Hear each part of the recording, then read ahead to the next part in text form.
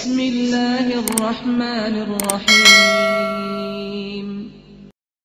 Bismillahirrahmanirrahim. Assalamualaikum warahmatullahi wabarakatuh. Melanjutkan pembahasan sebelumnya, yaitu tentang pembagian mad, yang mana kali ini kita akan melanjutkan pembahasan tentang mad far'i. Selanjutnya pembagian mad setelah mad wajib muttasil, mad jaiz munfasil, dan mad arid bisukun. Kali ini kita akan melanjutkan tentang mad badal, yang mana mad badal ini adalah mad yang menggantikan hamzah. Dan mad badal ini yang bisa menentukan mereka yang sudah ahli di bidang i'lal, sharaf, nahwu. Sedangkan untuk pemula seperti saya ini mungkin agak kesulitan untuk menentukan mad badal, karena mad badal ini bisanya ditentukan kita harus mengetahui asal daripada kalimat tersebut. Di sini saya jelaskan sekilas saja, karena saya sendiri juga tidak begitu memahami karena masih tahap belajar. Mad badal itu adalah mad yang menggantikan hamzah, artinya kita harus mengetahui asal daripada kalimat tersebut. Contoh di sini amanah, asalnya ini amanah, ada dua hamzah. Karena terdapat dua hamzah, yang pertama hidup, yang kedua mati, maka hamzah yang kedua diganti alif, maka menjadi amanah. Jadi a hamzah yang pertama hidup, kemudian ada alif, mati, jadi amanah, dibaca panjang. Sebagaimana mad tabi'i, yaitu ada huruf berharkat fathah kemudian ada alif, maka dibaca panjang, amanah. Contoh berikutnya seperti imanun, misalnya kita ambil dari kata amanah, imanun. Asal kalimat daripada imanun itu adalah imanun, ada dua hamzah. Karena terdapat dua hamzah imanun, maka hamzah yang kedua diganti iya menjadi imanun, sebagaimana mad tabi'i yang sebelumnya sudah dijelaskan. Contoh berikutnya semisal apa? Uktu, misalnya uktu. Jadi ada dua hamzah, yang pertama hidup, yang kedua mati. Karena terdapat dua hamzah, maka yang kedua diganti waw menjadi utu. Jadi pada intinya mad badal itu mengganti hamzah yang kedua sesuai dengan harkat hamzah yang pertama. Mungkin sekilas itu penjelasan tentang mad badal. Tapi pada intinya ukuran panjang mad badal ini adalah satu alif, seperti mad tabi'i. Menurut rawi Hafiz hanya boleh dibaca satu alif, karena memang setelah penggantian hamzah yang kedua itu menjadi mad tabi'i. Kita biasanya tahu itu merupakan mad badal ketika tahu asal daripada kalimat tersebut. Oleh karenanya ini mudah bagi para ahli, tapi ini tidak begitu mudah bagi pemula seperti saya. Oleh karenanya kita dalam menentukan panjang, perhatikan harkatnya saja. Karena untuk menentukan mad badal harus memahami tentang asal daripada kalimat tersebut. Ini salah satu contohnya. Lanjut pada pembagian mad yang berikutnya, yaitu mad lin atau layin. Kita pastinya masih ingat di video sebelumnya tentang sifat lain atau lain. Sifat lain atau lin tersebut hanya dimiliki oleh ya dan waw. Mati ketika jatuh setelah harokat fathah. Ada ya mati atau waw mati jatuh setelah harokat fathah. Contoh di sini laisa. Kita tahu lain itu sendiri adalah melafadzkan ya atau waw tanpa dipaksa. Bukan laisa tapi laisal birra. Laisal birra'an laisa. Contoh yang lain di sini adalah syai' min akhihi syai'. Jadi dia keluarnya tanpa dipaksa.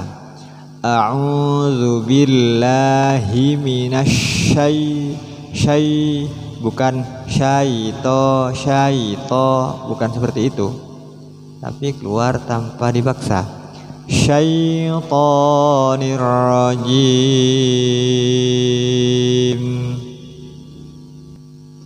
Dan huruf lain ini ketika waqaf dia disebut mad lain. Mad lain ini panjangnya boleh dibaca 1, 2 atau 3 alif, sama seperti panjangnya mad arid lisukun.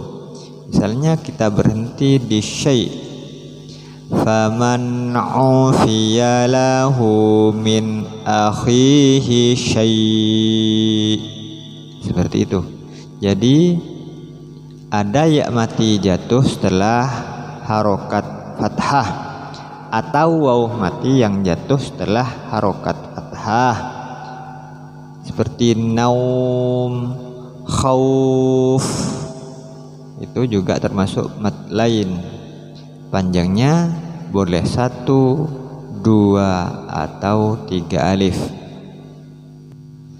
Pembagian mad selanjutnya adalah mad silah. Ini juga untuk mad silah sekilas saja saya jelaskan, karena mad silah ini hubungannya dengan nahwu. Jadi kita sebagai pemula di sini hanya sebatas tahu saja tanpa harus memahami sampai ke dalam, karena ini membutuhkan ilmu yang lain daripada tajwid. Kaitannya mad silah ini adalah dengan ilmu nahwu, yang mana mad silah ini adalah hak dhamir atau kata ganti, seperti hubbihi atau hu, itu ya. Jika ini hi hubbihi ini diapit oleh harokat bi za, maka ini disebut mad silah.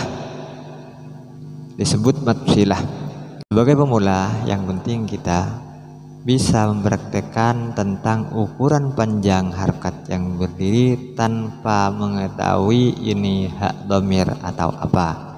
Yang penting wa atal mala ala hubbihi, hinya dibaca 1 alif. Tapi bukan berarti semua hak dhamir ini harus dibaca 1 alif.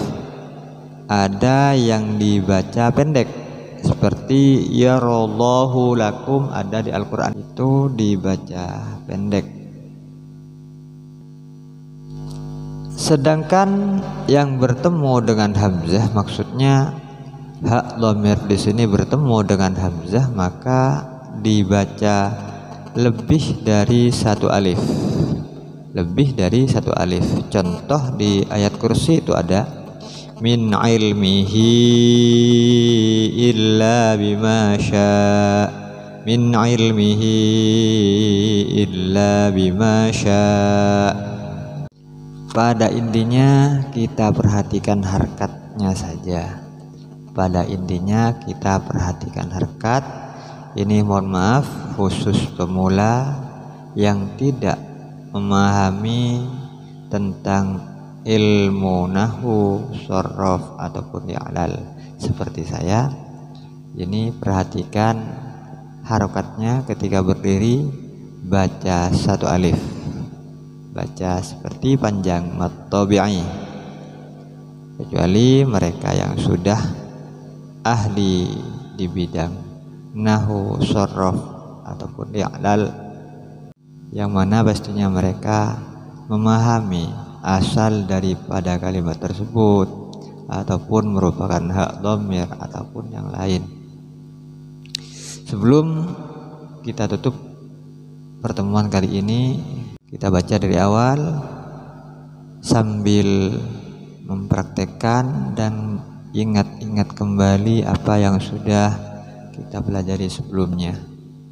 A'udzu billahi minasy syaithanir rajim. Bismillahirrahmanirrahim. Laisal birra an tuwallu wujuhakum qibalal masyriqi wal maghribi walakinnal birra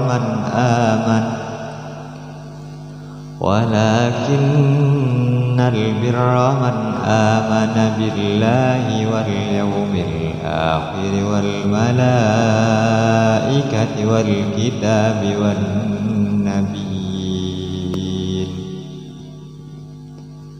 wa atal mala ala hubbihi dhawil qurba wal yatama wal masakin wa ibnas sabil والسائلين وفي الرقاب وأقام الصلاة وآتى الزكاة والموفون بعهدهم إذا عاهدوا والصابرين في البأساء والضراء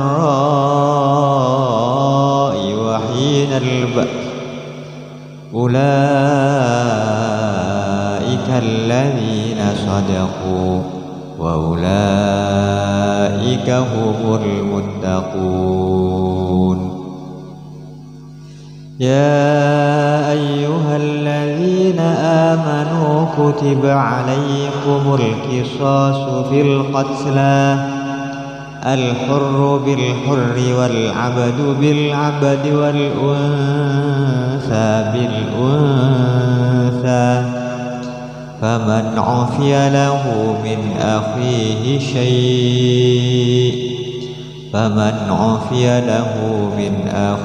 شيء فاتباع بالمعروف وأداء إليه بإحسان ذلك تخفيف من ربكم ورحمة فمن اعتدى بعد ذلك فله عذاب أليم. Sampai di sini pembahasan kita kali ini. Kurang lebihnya mohon maaf. Akhirul kalam. Assalamualaikum warahmatullahi wabarakatuh.